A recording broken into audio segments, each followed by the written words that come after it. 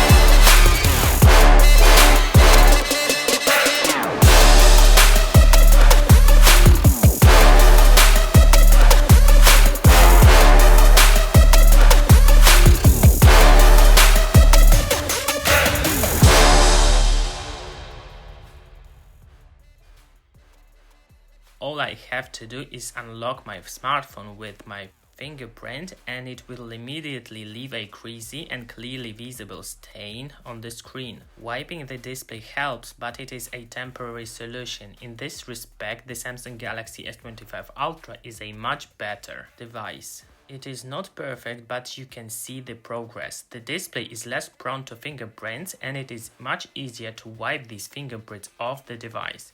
Oh, and just to be clear, my Samsung Galaxy S24 Ultra had visible hand stains after only 2 months of purchase, so the South Korean smartphone manufacturer must have changed something in this regard. The second complaint I have about the display in the Samsung Galaxy S24 Ultra concerns so-called panel dirt on the lowest backlight. Initially, I didn't understand other users who kept harping on about the so-called graininess issue on portals dedicated to the last year model from the Ultra series. I didn't notice this problem, but after switching to the Samsung Galaxy S25 Ultra, I very quickly understood what Galaxy S24 Ultra users complained about. Namely, in dark lighting conditions, when the screen brightness is set to minimum, gray grains are visible on the screen. Personally, I only started to notice this after I put both smartphones next to each other in the same conditions. The Samsung Galaxy S25 Ultra has a crystal clear image, while last year models has visible problems with low screen backlight. Some people see it immediately after picking up the smartphone, while others only after comparing it with other models. I belong to the latter group. However, if you are afraid that this year flagship model has also such a problem, I inform you that no, nothing like that occurs. I'm very happy with the display of the Samsung Galaxy S25 Ultra. It is one of the best, if not the best smartphone screens on the market, and the problem of its predecessor have been solved here. I said everything I had to say about the battery in my review. Nothing has changed in this regard since then. I currently have 47 battery charge cycles and the battery in my Samsung Galaxy S25 Ultra is enough for a full day of use, and I connect the phone to the charger with 35 to 40% battery charge left. Usually in this scenario I also have 5 to 6 hours of screen on time. When it comes to the battery rating, I give it a solid 4 out of 5. A full day at ease, but I would like Samsung to use the next silicon carbon battery technology next year, thanks to which the physical size of the battery would not increase, but the battery capacity would. Thanks to this, we users would definitely gain. When it comes to charging, I have the impression that the Samsung Galaxy S25 Ultra charges a little faster than the Samsung Galaxy S24 Ultra. I have a universal charger from the green cell and the original Samsung cable included in the set, and this combo charges the Galaxy S25 Ultra about 7 minutes faster than last year model. Apparently, in order to use the 45 watt in the Samsung Galaxy S24 Ultra, you need to buy a separate dedicated cable that will allow you to charge your smartphone with maximum power. In the Samsung Galaxy S25 Ultra model, a regular cable that is included in the set is enough, and thanks to this, the smartphone battery charges noticeably faster. In my case, charging from 35-40% to 100% takes about 35 minutes. I consider this a pretty good result, although I wouldn't mind if I could charge the battery in my phone in 15 or 20 minutes. Samsung, I think it's high time to take 2 steps forward in terms of the battery. The first concerns new high-capacity silicon carbon battery cell, and the second concerns a slight increase in charging power. Speaking about the cameras in the Samsung Galaxy S25 Ultra, well, my opinion on this matter in relation to the review has not changed. Yes, I know that Chinese smartphones have 1 each main cameras, 200 megapixel telephoto lenses, and so on. The only problem is that these cameras make the smartphone noticeably thicker. I've watched hundreds of video and photo comparisons between the Galaxy S25 Ultra and the Chinese competition. And yes, Chinese smartphones take much better photos, but do I really need photos straight from DSLR cameras? I don't think so. I'm quite happy with the results that the camera in Samsung Galaxy S25 Ultra achieves, especially if we compare the cameras to last year models. Samsung has also finally repaired 200 megapixel mode, 50 megapixels mode and 24 megapixel mode in expert RAW application. Now all these three modes takes much better quality pictures than default 12 megapixel settings. Photos taken in these three modes are definitely better and more detailed than photos taken in the automatic 12 megapixel mode. I must also mention that this year models has solved the problem with oversharpening algorithm when taking photos at a greater zoom. The colors are less saturated and more reflect reality. What's more, the movies that the smartphone shoots are practically identical to movies shot with the iPhone. If Samsung found a way to use better optics and at the same time not enlarge the smartphone too much, of course I would push the manufacturer to put better cameras in their top models, but it seems to me that for now it is impossible to do so, and we have either a slim and light device with good cameras or a huge block with an induction cooker on the back and cameras that bring the smartphone closer to a DSLRs. Having a choice of these two options, I think I will choose the first one. At the moment, I am pleased with the photo and video results presented in the Samsung Galaxy S25 Ultra cameras. My woman also switched from the Samsung Galaxy S23 Ultra to the Samsung Galaxy S25, the smallest one, because of the size and weight of the device. She sacrificed a much better camera for the size of the device itself. As you can see in our example, not everyone wants to carry a brick with an induction hob in their pocket. For some, other values also matter. I understand if you disagree with me on this topic. I respect that, but this is my subjective opinion. As I said in my review, I also think that Samsung should also release another model on the market that would have the best cameras available on the market. The Korean smartphone manufacturer recently released the Samsung Galaxy S25 Edge, which is simply mega thin and light. The device focuses primarily on appearance and slimliness. Samsung should also use the same trick in the case of a model that will be devoid of the S Pen stylus but will get the best cameras on the market in return.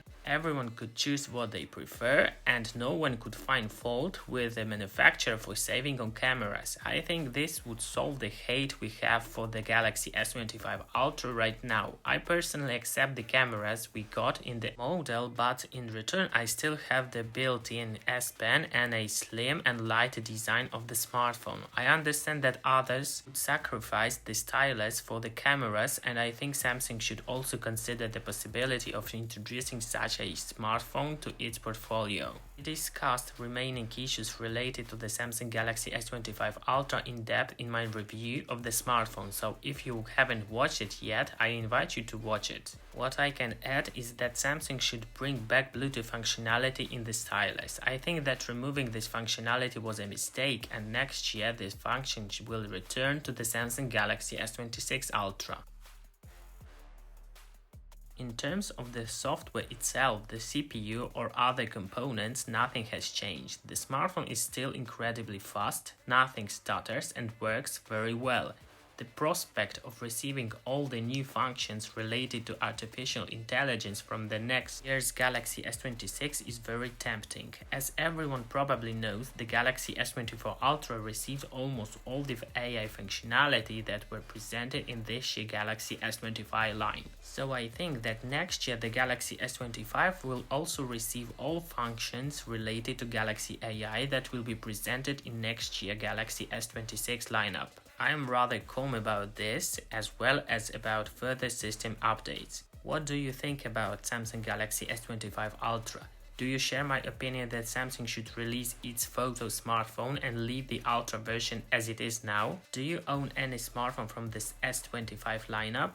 If so, share your impressions of this smartphone in the comments. Write what you think Samsung should change next year. I encourage you to subscribe my channel and see you in the next episode. See ya!